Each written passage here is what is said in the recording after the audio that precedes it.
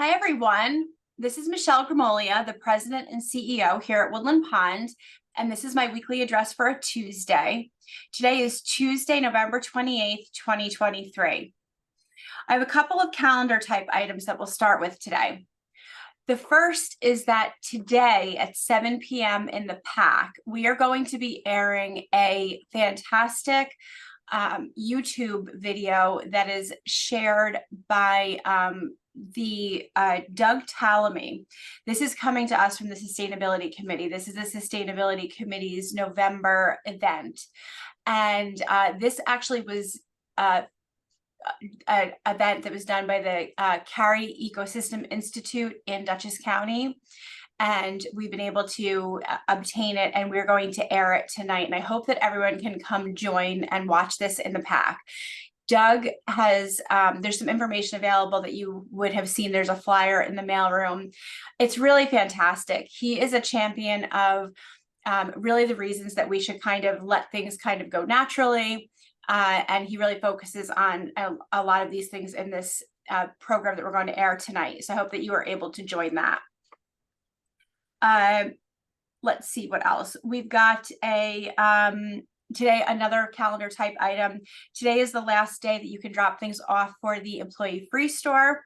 If you have any items, thank you to everyone that has contributed both to the coat drive, which ended last week, and also to the free store. There's been a ton of things that have been contributed, and I know that the staff are going to just be very thankful and appreciative of that.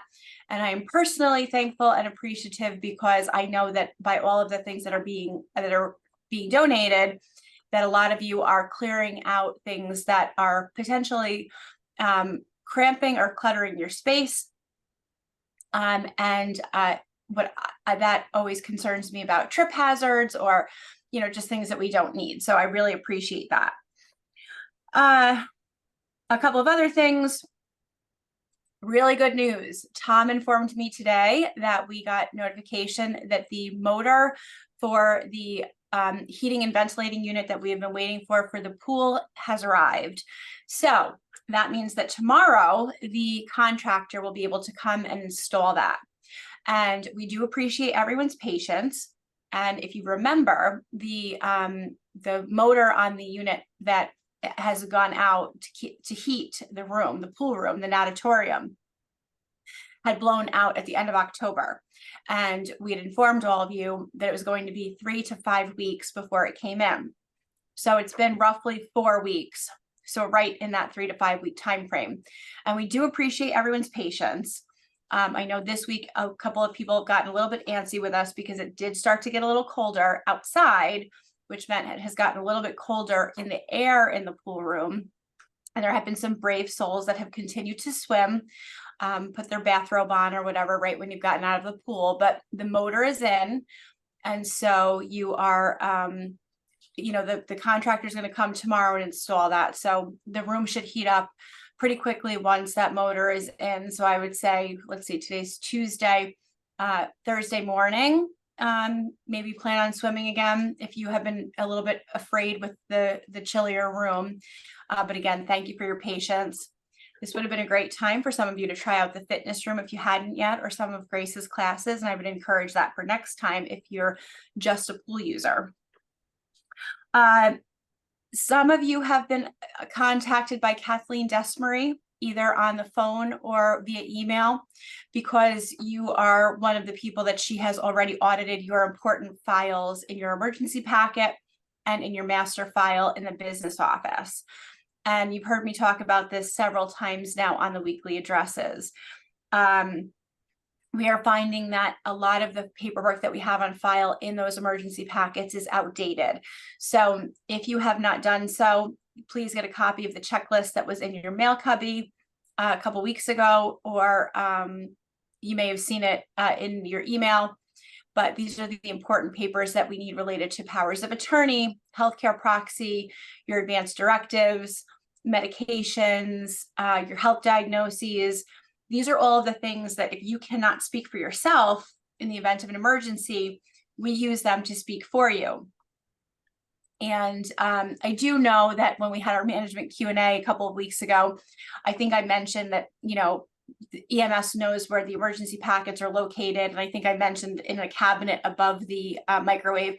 They're actually apparently in the cabinet next to the microwave. Either way, EMS knows where they are. Just because I don't doesn't mean they don't. They do. So no worries about that. They know exactly where to get them.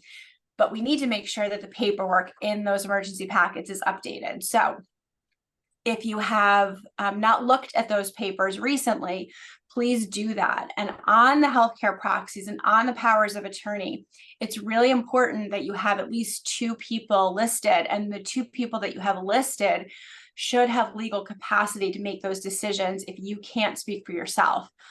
We have found that you may have a spouse that you listed as your power of attorney or your healthcare proxy that either has passed away or no longer has legal capacity. Those things really have to be updated, because if you, for some reason, can no longer speak for yourself, somebody needs to have legal capacity that can do so. So we are auditing those for you, but you don't need to wait for us to audit them. We have blank copies of the forms. You can get them from Kathleen, or you can ask for those at concierge. Marketing also has the forms. And we also have notaries here for you. If you need anything notarized, we've got complimentary notary services here, and we can help you with that. Mental Health and Wellness Task Force, which meets twice a month, will be issuing a survey very soon. Once that comes out, it's going to be due back to concierge by December 7th. So if you can please be on the lookout for this. We are trying to come up with our next direction to kind of figure out what 2024 is going to look like in terms of content and the types of things that we need to make a priority. We have a good sense of it, but there's a lot of different ways that we can go with the task force activities in 2024. So we're just looking to get some feedback from the residents, and you know that we love to survey all of you to get your priorities. So there will be a task force, mental health and wellness task force survey coming out. So if you can please fill that out and get that back to concierge once you get it by December 7th, that would be greatly appreciated. Okay, 2 more things. And I did send a memo out about this yesterday in email, and you should have received a copy of this in your cubby. If you didn't get it last night, you will get it today. The first relates to the fire alarm that went off on Sunday, and just some reminders related to fire alarms and smoke detectors when they go off here on campus. Beginning with smoke detectors. So the smoke detectors that are in your individual homes, whether it's an apartment, a cottage, or in your assisted living, garden view, or skilled nursing room. Those are local, meaning that they're just in your place, your home. And if you hear that go off, it could be a low battery. Everyone's familiar with that from when you lived in your primary residence. It just sounds like a beep. We do change those during preventative maintenance, regularly scheduled preventative maintenance, but there are times that the batteries can go bad, or other things can happen. So you might hear the beep, continuous beep if it needs a new battery. If that happens, just contact concierge or reception, and we'll put in a work order for you. But if there's a situation that happens, for example, burnt food or something else, maybe a light bulb burns, or something else happens, and that actually the device works and is sounding, that's going to sound like a smoke detector going off. A lot of us have heard those in our lives. That's going to go off in just your home there. Okay, what you need to do if that happens is, first and foremost, and I indicated this in the memo yesterday, number 1, get yourself to safety. So if you see, let's say you burnt food on the stove, that's the most common thing that happens here when a smoke detector is going off, is a resident has put something on the stove and walked away. So let's say the smoke detector goes off. First of all, get yourself to safety, okay? And then what you should do is, once you're safe and the smoke detector is going off in your home, you should call concierge or reception. And then a really good idea is to press your PERS alarm or pull the pull cord in your bathroom, because your PERS alarm and your pull cord in your bathroom are going to tell us exactly where you are. And so that eliminates any guesswork for us.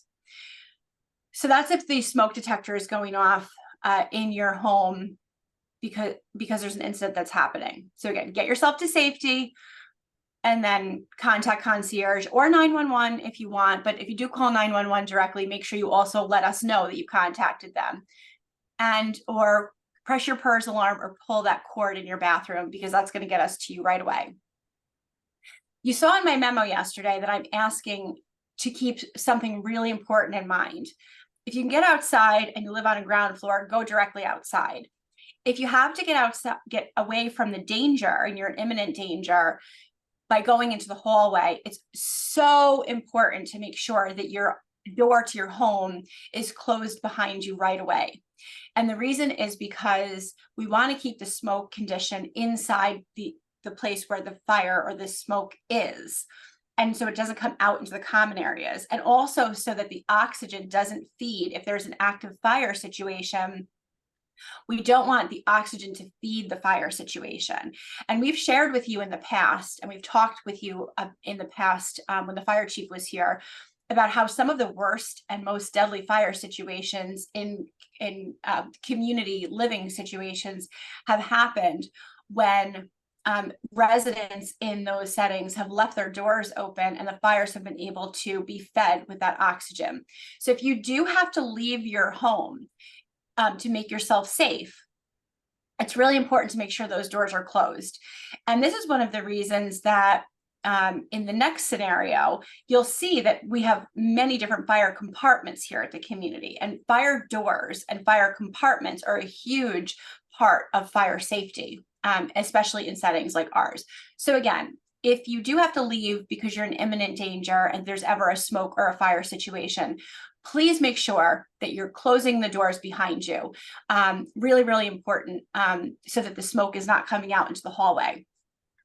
So that's if the smoke detector is going off inside your home or in your apartment, unit, cottage, etc. Now, if you're out and about in the community and you hear the overhead alarm going off and you're not in imminent danger, it's not your situation that's happening, you should shelter in place. This is very similar to the circumstances related to if we have an active shooter situation, etc. You need to shelter in place unless you're in imminent danger. And then you follow the steps that I just explained. But just because you hear the fire alarm going off, it shouldn't mean that you should necessarily go anywhere or evacuate. Evacuation in any situation, unless you are in imminent danger and you need to evacuate yourself to safety, is going to be dictated by either Woodland Pond staff or the fire chief. So what you should do is you should shelter in place. And you're going to see, once the fire alarms go off, you're going to see fire doors close automatically because they're on magnetic locks that are tied into the fire panel. And you can close the doors, like let's say you're in the pack, you can close doors because those doors are going to create more of a fire barrier, etc. But what you should do is you should just shelter in place. And what you should not do is call concierge, and you should not come to concierge.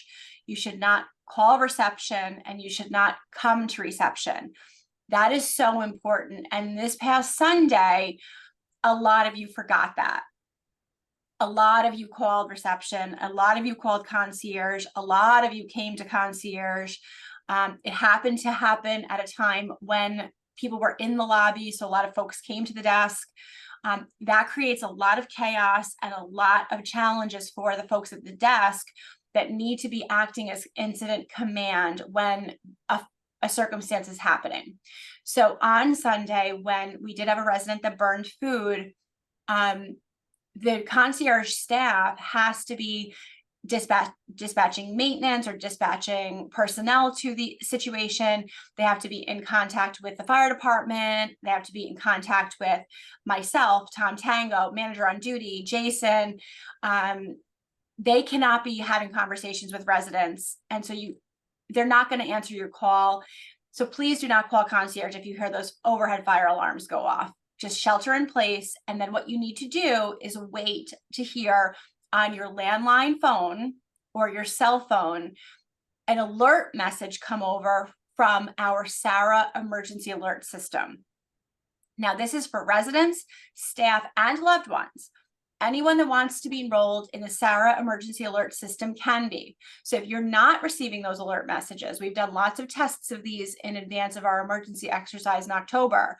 We can test those again, but they're going to come a phone call to your landline, a phone call to your cell phone. It can come as a text to your cell phone, and it can come as an email.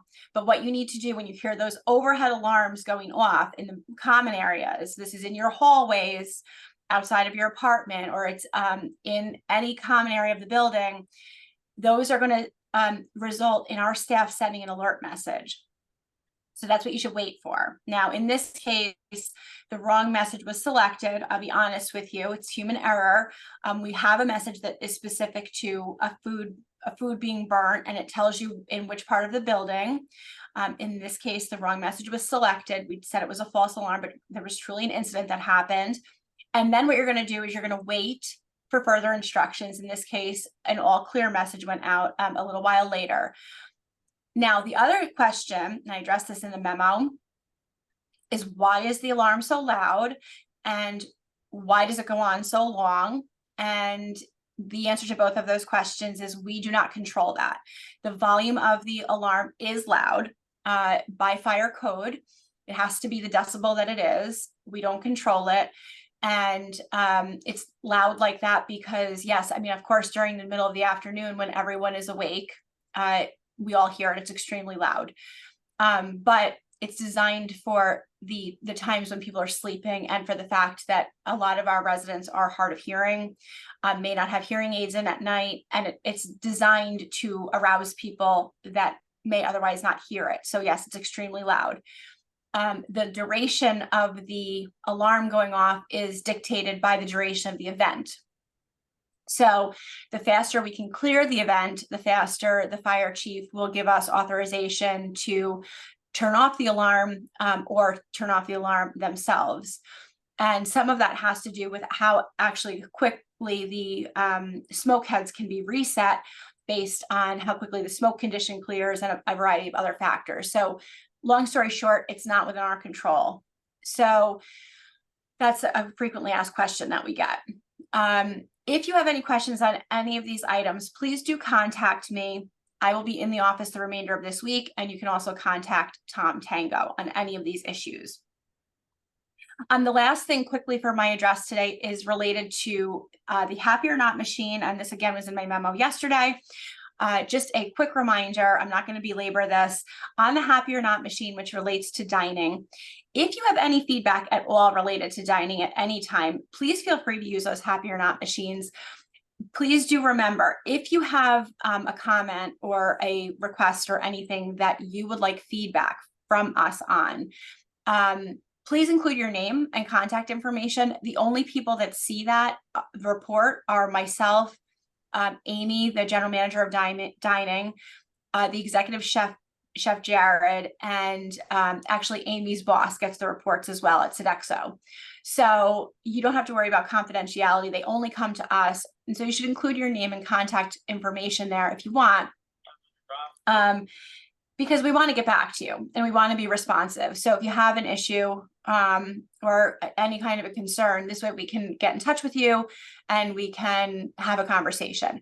Our goal, especially with having those Happy or Not machines there, is so that we can always be elevating, what we're doing. So, and you always know that you can get in touch with us in myriad other ways. Set up a meeting, send an email, drop a line, any of these things. So I hope you're all well.